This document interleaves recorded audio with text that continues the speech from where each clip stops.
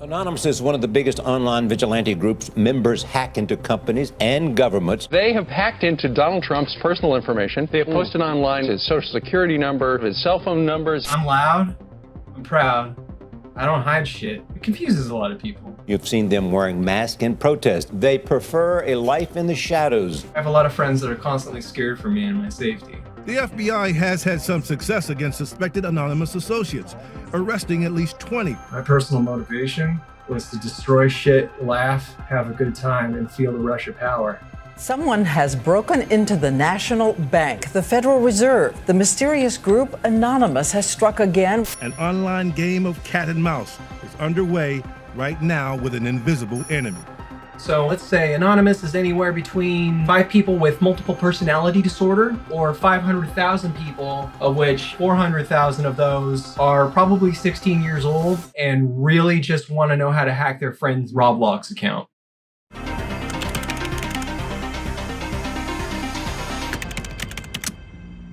Hi, my name is Aubrey Cottle, aka Kurtaner. Anonymous is, well, it's a lot of things, really, depending on who you ask. So there was a handful of jackasses, myself included, that came out of the 4chan community that decided to start causing a little extra chaos and mayhem. We started building tools, frameworks. We were basically training people into a whole bunch of asshole black hat hackers and trolls. I fostered the ever-living crap out of that. At the end of 2006 throughout most of 2007, we're messing with a neo-Nazi called Hal Turner, a New Jersey radio show host. You are not going to kick me off my own server that I bought with my hard-earned money. And you are not going to force me to close my website. And you are certainly not going to force me to shut down my radio show. The joke is on you. Next thing you know, we're making Fox News for being a bunch of internet terrorists, hackers on steroids, some kind of internet hate machine. Anonymous gets big lulls from pulling random pranks. Just kept growing and growing and growing. Next thing you know, some other people took the ball, ran with it, started attacking the Church of Scientology. That's when the whole Guy Fawkes mask protest in the streets started in earnest. It just so happened that this mask was the one that they had in stock, all the regional costume stores. For what the church is doing to its members and to people that come in and the abuses that it does, we don't think that's fair, we don't think it's legit, and we think it needs to stop immediately. We put out the call, we're going to be protesting. If you want to hide your identity, then just go and everybody buy a Guy Fawkes mask. We are celebrating L. Ron Hubbard, the creator of Scientology. We are celebrating his birthday. And there you have it. The aesthetic kind of stuck. From there, just defacing and wrecking the internet left, right, and center for the next year or so.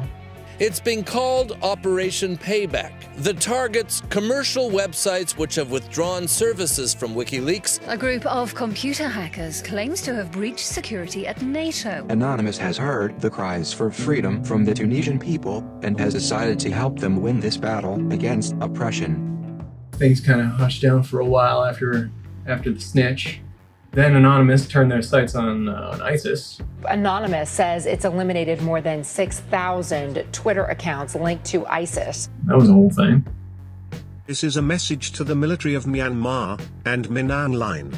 Hackers have attacked Myanmar government websites as part of protests against the military coup. The coup in Myanmar. Had some fun there. We scared their military so hard that in the space of, I'd say, about a week, they decided to take all of their records offline and go paper hard copy only. You ever just casually haze and terrify a foreign military just for fun? Yeah.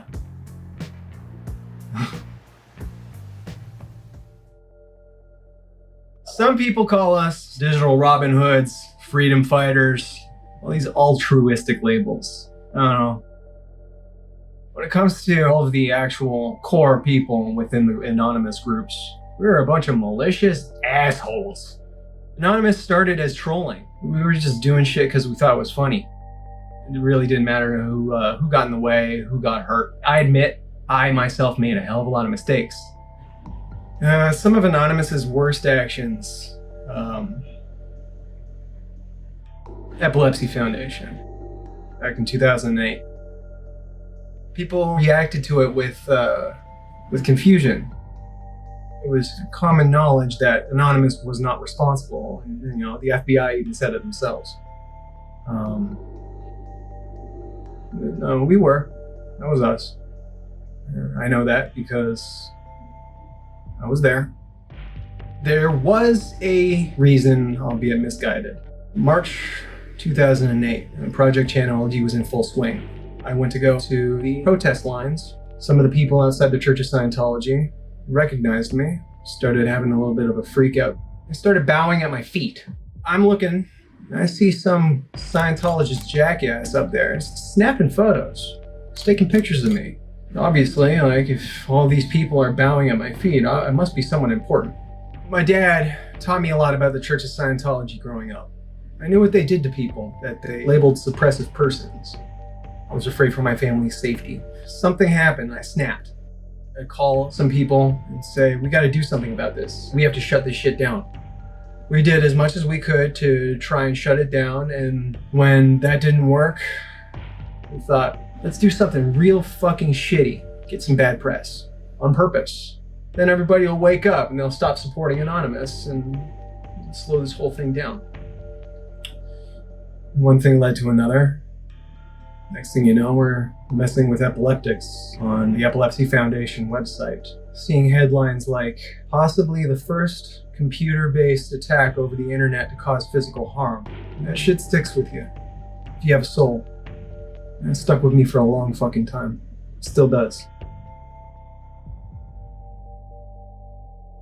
I was retired for a number of years. I haven't been rolling with Anonymous for all this time. There's a time period that I still don't even remember everything.